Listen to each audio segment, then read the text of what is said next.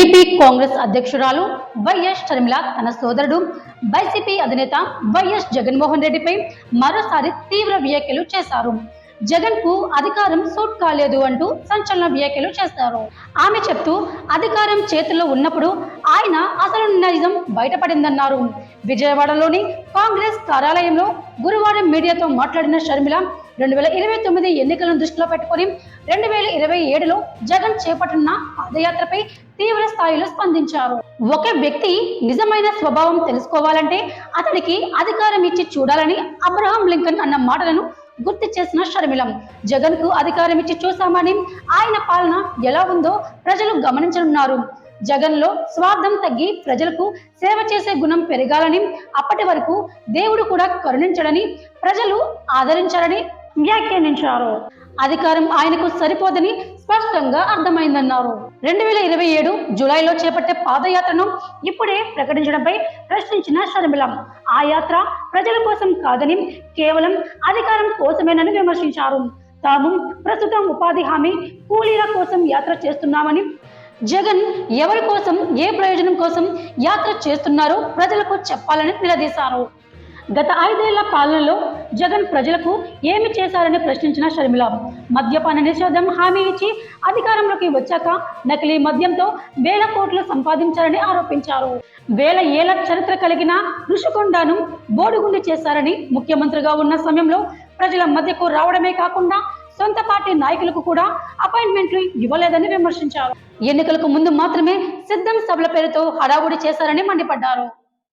వైఎస్ఆర్ ప్రారంభించిన జలయజ్ఞం ప్రాజెక్టులను ఎందుకు పూర్తి చేయలేదని, ఇచ్చిన హామీలను ఎందుకు పట్టించుకోలేదని ప్రశ్నల వర్షం కురిపించిన షర్మిల, జగన్ మళ్లీ గెలవాలంటే తన ప్రవర్తనను నైజాన్ని మార్చుకోవడమే ఏకైక మార్గమని ఆమె స్పష్టం చేశారు.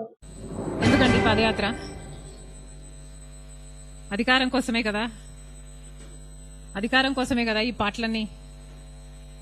పోనీ అధికారం ఇస్తే ఏం చేశారు? కనీసం రాజశేఖర రెడ్డి గారి జలయజ్ఞమైనా పూర్తి చేయగలిగారా? అధికారం లేకొచ్చిన 6 నెలల్లో రాజశేఖర రెడ్డి గారు మొదలుపెట్టిన అన్ని ప్రాజెక్టులు జలయజ్ఞంలో నవరత్నాలలో కూడా చేర్చారు. పూర్తి చేస్తామని చెప్పిన జగన్మోహన్ రెడ్డి గారు అధికారం వచ్చిన తర్వాత ఎందుకు పూర్తి చేయలేదు? ఋషికొండ వేల సంవత్సరాల తరబడి నిలబడ్డ కొండ జగన్మోహన్ రెడ్డి గారి అధికారంలోకి రాగానే ఏమైంది? బోడిగుండ అయింది. ఏమొచ్చింది?